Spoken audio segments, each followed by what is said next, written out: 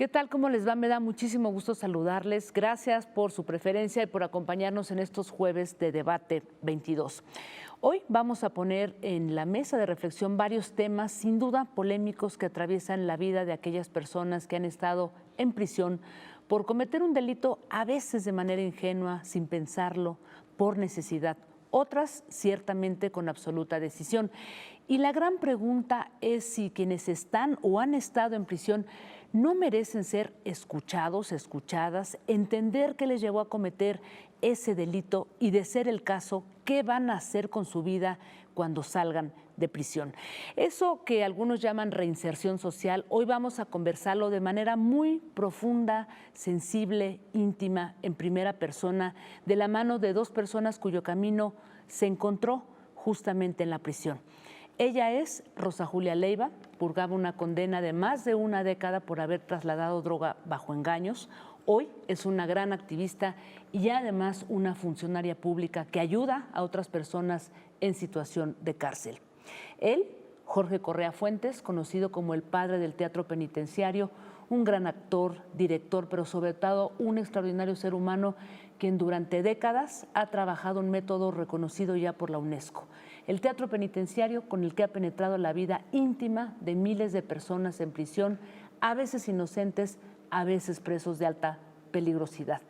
Jorge Correa, Rosa Julia Leiva, mi cariño, mi admiración y un profundo agradecimiento de estar aquí. Al contrario, muchas gracias. Muchas gracias. Déjame empezar contigo, Rosa Julia. Cuéntanos un poco de tu historia, porque creo que tu vida, todo lo que pasaste en prisión más de una década, creo que es digno de compartirse porque justo es un momento que detona muchas reflexiones y muchas preguntas para quienes hoy podrían estar en esa misma situación. Cuéntanos.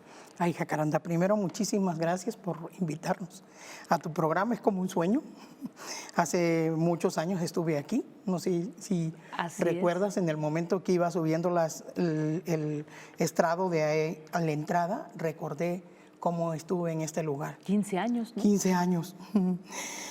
Ay, es muy difícil decirte en minutos todo lo que he pasado en mi vida. Solamente te diré que ya a estas estancias del partido, yo creo que la vida me quería regalar algo. Hay veces uno espera la lluvia y lo que caen son diamantes. Eso ha pasado en mi vida. Claro. Esperaba la lluvia y cayeron diamantes. No hablaba español, no sabía leer y escribir. Nací en la alta montaña de Guerrero, en un lugar hermoso donde vuelan pájaros de colores. Tuve una niñez maravillosa. Yo creo que es lo que me tiene enfrente de ti. La niñez tan hermosa que tuve, unos padres grandiosos y unos hermanos ocurrentes, costeños. Vine a la ciudad con el sueño de estudiar arquitectura del paisaje. No sabía que se llamaba así. Ahora sé que se llamaba así. Yo solo quería arreglar jardines e ir a trabajar a la zona dorada hotelera de Ixtapas y Guatanejo. Terminaba 1992 y empezaba 1993. Fui detenida en el aeropuerto de la Ciudad de México porque me utilizaron de mula, alguien que conocía de toda mi vida, y a estas estancias del partido, si me la topara, le diría que qué gran regalo me dio. Ese regalo de poder tocar las almas de otros y decirles que sí se puede, reconciliar asesinos sanguinarios con ellos mismos para que regresen a esta sociedad. Sé que a eso le llaman justicia restaurativa y yo de manera empírica lo he hecho. En ese momento en el que tu vida, digamos que da un giro, se tuerce tu destino, por decirlo de alguna manera, llegas a prisión, ¿no? Sin saber lo que te había pasado, habías trasladado ahí droga, ¿no? Y en ese momento tu vida empieza a sufrir, pues, digamos, empiezas a pasar por un gran calvario hasta que justamente encuentras un remanso en ese momento en el que llega Jorge Correa a dar un teatro penitenciario. Viví cosas terribles en la cárcel, en la detención. No me quiero detener en esas. Yo sé que un día me tocará. Hace un tiempo di una conferencia con altos mandos del ejército y luego de ahí con altos mandos de la Marina y hay instituciones en que en la detención sufrí mucho y en la casa de arraigos, muchas cosas muy dolorosas. Y me he llegado a preguntar por qué un mexicano tiene que aprender lo que debió de haber aprendido afuera, por qué tuvo que haber ido a la cárcel para aprender a leer y escribir, para aprender de la cultura. Creo que mi único delito más grande es haber sido mujer y el otro, haber tenido aislamiento sociocultural. Como dice Carlos Vives, ¿qué cultura va a tener si nació en los matorrales?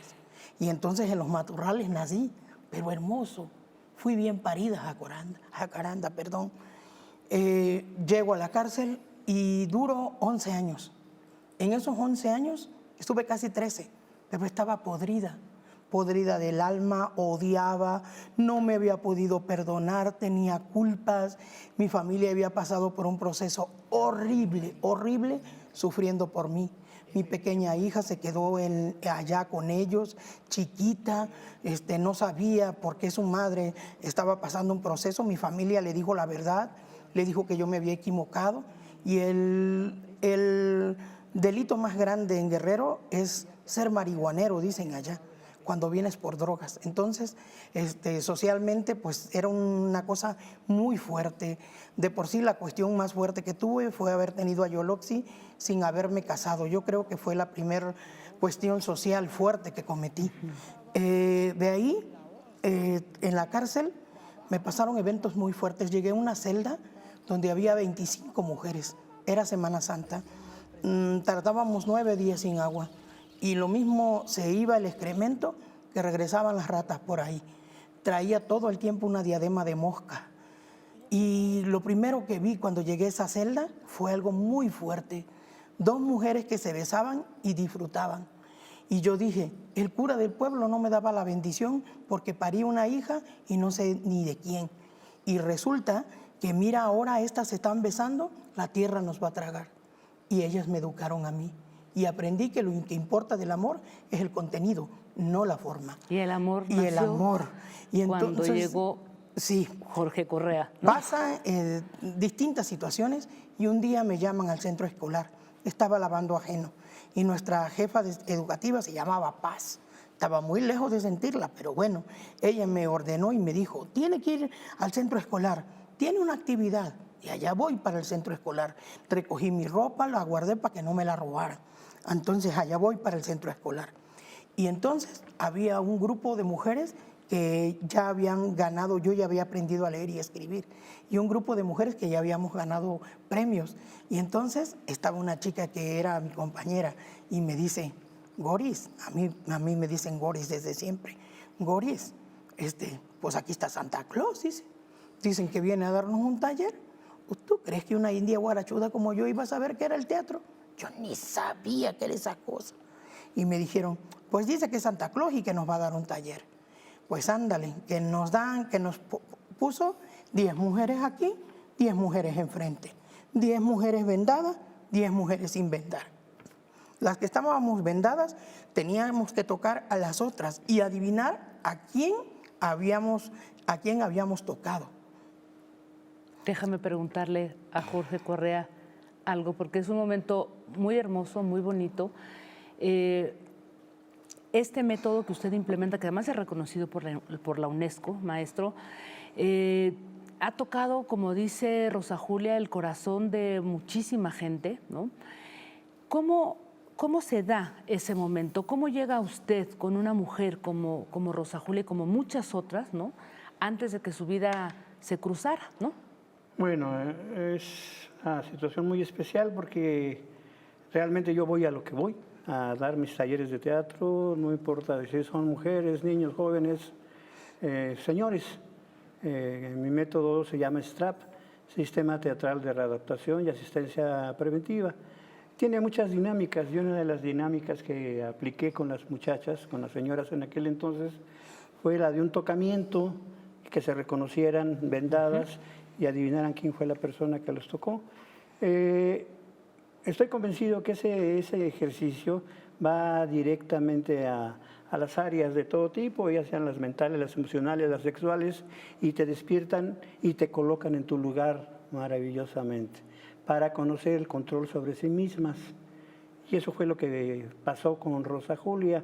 Al principio se sorprendió porque no entendía que hubiera un tocamiento y que tuviera que reconocer a una persona vendada y tenía que forzar su imaginación o el tacto de sus dedos para saber la firmeza de su piel o situaciones de estas. Afortunadamente le gustó, porque de ahí detonó que ella fuera al área de psicología y empezara a cuestionarse sobre su situación mental y emocional que le había sucedido en 11, 12 años de haber estado presa. Déjeme preguntarle algo porque es muy importante para quienes no saben que usted lleva muchas décadas, trabajó muchas décadas, ahora su situación ha cambiado un poco con los migrantes, pero muchas décadas trabajando con mujeres, hombres, como usted decía, adolescentes en prisión, a veces con reos de alta peligrosidad. ¿Por qué? ¿Por qué llevar el teatro? ¿Por qué tocar las almas de esas personas, quienes la sociedad las piensa como delincuentes, como seres que no merecen ser escuchados? Voy a remontar un poco a la historia con el maestro Héctor Azar, en CADAC, una escuela de arte dramático. Él nos enseñó la cuestión del teatro de servicio. No servirse del teatro, sino servir al teatro. Entonces, como un animal teatral, un son teátrico, una persona comprometida con el conocimiento de esta disciplina, aplicarlo en grupos vulnerables, ya sea a nivel prevención, a nivel readaptación.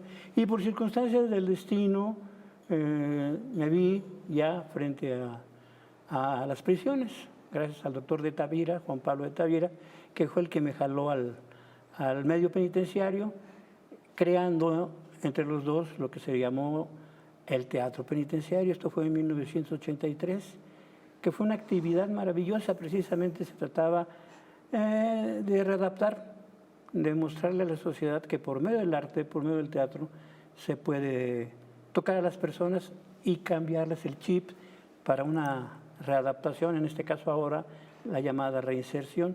Y efectivamente funcionó, porque jamás nadie bajaba más que pastoral penitenciaria a hablarle de valores, de fe, de situaciones emocionales, vivenciales especiales, que los hicieran tomar otro rumbo dentro de su disciplina, dentro de la prisión, y funcionó. Y hasta la fecha, desde el 83, llevamos hasta ahorita haciendo este tipo de actividad. Yo ya tengo 1 año y medio que tuve que dejar el sistema penitenciario por situaciones que se presentaron y que en lo particular, te lo digo, Jacaranda, me gusta porque es otro tipo de grupos vulnerables que son las personas migrantes.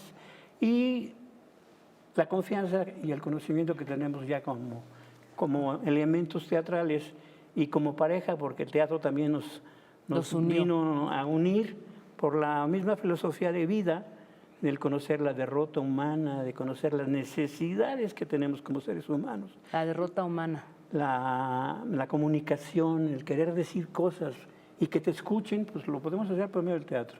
Y ahora pues ella se quedó con esta tarea. Su herencia. Pues se puede decir que mi herencia es un legado que lo está cumpliendo muy bien. Ella aprendió perfectamente lo que es el manejo de emociones, de situaciones especiales dentro de la prisión. Y ahora ella se quedó ahí y yo tengo que andar por otros lados. Así es. Y pues tengo que reconocerle realmente que entendió, aprendió muchísimamente y mucho lo que le enseñé. Aparte de que pues, la quiero mucho porque es una gran mujer.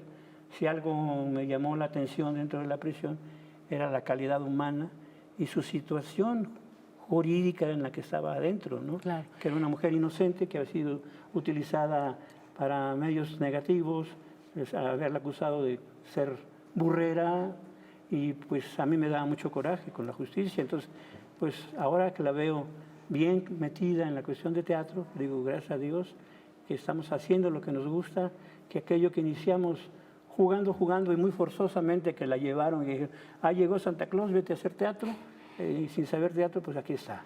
Pues justamente déjeme nada más decir que pues además de activista, ahora está, decía yo, como funcionaria pública en la Secretaría de Seguridad y Participación Ciudadana, es en el área de reinserción, cárceles, trabajando en cárceles de máxima seguridad. Pero voy a hacer una pausa y quiero que me cuentes al regreso, Rosa Julia, cómo fue ese encuentro o ese reencuentro, porque llegó el maestro Jorge Correa en un momento de tu vida cuando tú estabas presa todavía, pasan muchos años después, y cómo empieza esta historia de amor y de compromiso social. Así es que vamos a hacer una brevísima pausa y regresamos aquí a Debate 22.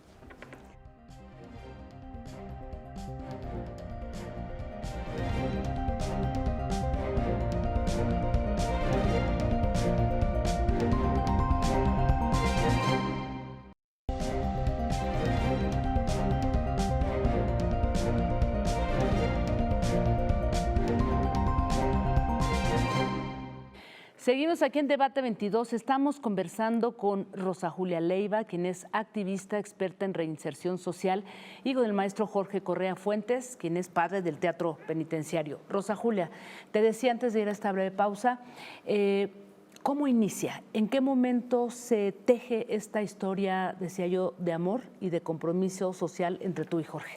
A mí nunca se me hubiera ocurrido que mi maestro hubiera sido nada mío. Yo estaba tan ocupada en la tragedia y en otras cosas que jamás me imaginé. Ese día en ese taller, él, después de esa dinámica, yo fui a dar a psicología. ¿Todavía en prisión? Todavía en prisión. Yo fui a dar a psicología. Nunca había querido ir a psicología en 11 años. Ese día voy a psicología muriéndome y le dije a la psicóloga, me dijo, Rosa, ¿qué vende? Porque yo siempre vendía artesanía. Le dije, nada, me vengo muriendo. Fui a una cosa que se llama teatro y no sé explicarle qué siento. Me hicieron una dinámica y a raíz de esa dinámica recordé mi violación. Yo quería negar que me había pasado eso. A mí me habían violado en la casa de arraigos. Y es algo que quiero dejar parte. Yo no soy una resentida social. Todo quedó en el pasado y esta es mi vida nueva. Ese día pasaron muchas cosas. No acabaría de contarte todo lo que pasó en la prisión. Pero creo que poco a poco me fui institucionalizando. Cuando yo salí a la calle, aproveché todo lo que había. Hay servidores públicos excelentes dentro del sistema penitenciario. Salí libre y si Bellas Artes hablara, te diría cuántas veces me morí de hambre vendiendo mi artesanía. Me sentaba en las escalinatas de Bellas Artes y lo veía como era de hermoso y decían que Porfirio Díaz tenía un montón de defectos y yo le decía, con esto que se trajo Bellas Artes en pedazos, para mí no tiene ningún defecto este hombre. Y ahí tomándome un café junto con gente que se me acercaba y me decía, ¿qué vendes? O sea, ¿no sabías qué hacer? No, no sabía qué hacer. Mucha gente cree que la reinserción está allá adentro. Lo difícil está el acompañamiento aquí afuera. Por eso hay gente que vuelve. ¿Sabes por qué no volví? Porque tengo una familia maravillosa y porque me enseñaron que uno tiene que tener fortaleza. ¿Y cómo te encuentras con Jorge? Un día yo di una conferencia en el Senado. En el Senado pusieron mi caso como un caso emblemático. Y ahí dije que dónde estaba esa sociedad, que lo único que había hecho conmigo era sentenciar un delito, que necesitaba a mi oficial atrás de mí para que me dijera, coma, camine, para que me diera una instrucción, cómo subirme a la vida porque me había bajado. Y entonces se acercó un general y me dio una tarjeta y me dijo, jamás lo voy a olvidar, es el general Gómez. El general me dijo, mira Rosa Julia, dicen que todas las, dentro del nuevo, de los nuevos proyectos del sistema penitenciario es que todas las gentes que regresen de las cárceles federales con delitos federales van a tener un trabajo digno. ¿Tú crees que yo iba a creer después de tantas cosas que me habían pasado? Ese hombre no mintió y a donde quiera que esté, general Gómez, aquí estoy y usted me dejó en el sistema penitenciario y sigo aquí, señor. Él me dijo, te voy a presentar como un caso de reinserción. Él no me conocía, no sabía si yo iba a fallar o no. Me dio una tarjeta y me dijo, te van a buscar. Y me dijo, dale a mi secretario particular tus datos. Jacaranda, le di hasta mi ADN, todo. Y entonces cuando pasaron 3 días, 3 meses, me llamaron y me dijeron que me presentara a hacer mi examen en el área de control y de confianza de la Policía Federal porque me iban a hacer mi examen para que fuera un servidor público como cualquier hijo de vecino. yo tenía miedo terrible. Me hicieron el examen, pasé el examen como cualquier hijo de vecino y cuando menos me di cuenta, yo estaba firmando un documento donde decía que yo era un servidor público. Hasta la vez, si tú me preguntas, siento que es un sueño, que la vida ha sido muy rara conmigo.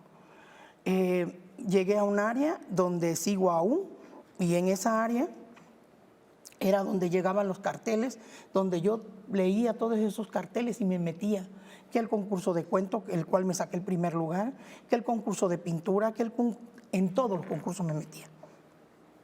¿Cuándo me iba a decir la vida que ahora yo era la que empacaba a esas convocatorias que le llegaban a las personas que estaban junto conmigo? Y resulta que me subí al elevador, ahí en el órgano. Me subo al elevador y escucho como alguien le grita, profesor Correa, ¿y ahora de dónde viene? Ni siquiera, ¿cómo te diré? El apellido no me dijo nada en ese momento. Veo como un hombre barbado, blanco, rojo, quemado del calor, se sube al elevador y queda enfrente de mí. Y me dice, ¿qué haces aquí? Y yo me le quedo viendo y le dije, aquí trabajo. Y él aterrado me dice, ¿cuándo saliste? Le dije, tengo 6 años. ¿Y dónde trabajas? No hubo tiempo de decir dónde trabajaba ni en qué piso. Trabajábamos en el mismo piso, en el mismo departamento. Y ahí empezó el show, todo bien bonito. Maestro Jorge, ¿por qué se vuelve tan o sea, es impresionante esta historia, me gusta mucho, la verdad es que admiro todo lo que han ido tejiendo y además una cantidad de circunstancias, ¿no? De momentos que los llevaron a reunirse. ¿Cómo empiezan después a trabajar? Porque creo que es muy importante, ¿no? Todo lo que han tejido, lo que han, digamos que, establecido al decir que el teatro justamente es una actividad humana que merece vale la pena, ¿no? Ser tomado y compartido con reos incluso de alta peligrosidad. En tu caso, bueno, pues tú eras uno más de estos casos de mujeres que son inocentes, pero pues se ha trabajado con muchos otros. Estuvieron en Islas Marías, con reos de altísima peligrosidad. ¿Para qué? Mira, pues dentro de los programas de reinserción, pues exactamente está esta área de cultura, y dentro de la educación está la cultura, y la cultura, pues el teatro. Desde que inicié yo estaba convencido de que era el único medio que podía acercarse y humanizar a la persona que estaba dentro. No importa el nivel de peligrosidad y de violencia que tuviera. Pues fue maravilloso encontrarme con ella porque había una reciprocidad. Le había gustado mucho la actividad de teatro, había sido ganadora de una pastorela, de un primer lugar, y pues había una similitud, había algo que los identificaba. Y pues gracias también a la jefa de área que nos dijo, se van de comisión, tú escribes y el maestro da teatro, hagan esta mancuerna, y pues, así nos seguimos y fue funcionando. Ella, con todo el conocimiento que tenía en su situación de cautiverio, pues me daba instrucciones y me decía, estás fallando aquí, apriétale acá, mete esto aquí para que despiertes un poquito más el entusiasmo. Claro, porque era una experiencia en primera persona. En vivo, vivida, y conmigo pues el conocimiento. Entonces ahí empezó la armonía, ahí empezó la madurez profesional de lo que aplicamos hasta ahorita, ¿no? ¿Para qué sirve el teatro, maestro, a las personas cuando quieren reinsertarse socialmente? Pues para que sean libres y sean felices, que se reencuentren a sí mismos. No son todos los que están todos los que son, y hay que darles 1 o 2 o 3 oportunidades a la persona que lo merece y que quiere salir adelante. La que no quiere, pues ahí se seguirá, perdón por lo fuerte, se seguirá pudriendo, masticando su derrota, su encierro, su frustración y su miedo y su culpa. Entonces, pues es de ellos. Mientras pues el arte sí ayuda. Entonces, sí, de volada, si les gusta el teatro, te arropan, eres su papá, su abuelo, su tío, su maestro, su abuelo principalmente. A mí me dicen mucho padre, papá, que en lo particular, cuando yo recibo ese nombramiento me doy cuenta de que sí funcionó, de que valió la pena dejar el glamour, el fashion de lo comercial, el cine, la televisión, el teatro comercial, por esta actividad. Créeme que los dos, y lo digo por ella también, somos las personas más felices del mundo haciendo lo que estamos haciendo. Y ayudando a los demás. Ayudando a los demás. Sí, gozamos, de repente nuestros egos chocan porque me refuta muchas cosas, de que ya se me olvidó, de que ya estoy viejo. Pues qué bueno, pero te queda la experiencia y en el manejo de grupos, pues te das cuenta, ¿no?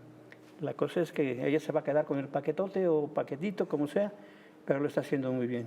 Entonces el encuentro, el estar como pareja y sirviendo, yo creo que es parte de un milagro, de un don que nos dio la naturaleza para seguir haciendo esta actividad aquí y donde sea.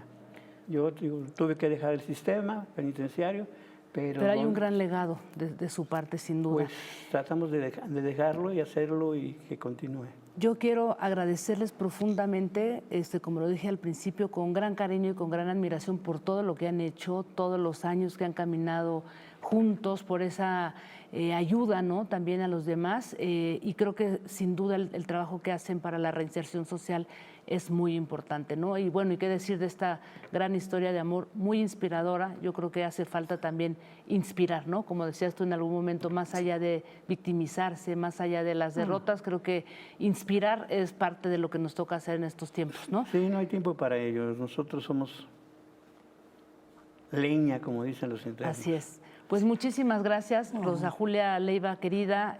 Me da mucho gusto recibirte aquí después de hace 15 años, cuando saliste justamente de prisión, y ahora verte como una gran activista y una gran funcionaria pública, pues enhorabuena, muchas gracias. Gracias, maestro Jorge Correa. Al contrario. Un privilegio y un honor tenerles aquí. Gracias por la invitación. Gracias. Muchas gracias y gracias a todas y a todos por habernos acompañado en Debate 22. Recuerden que el programa se sigue transmitiendo en Twitter y además se queda también en la cuenta de YouTube de N22 Digital. Nos vemos el próximo jueves.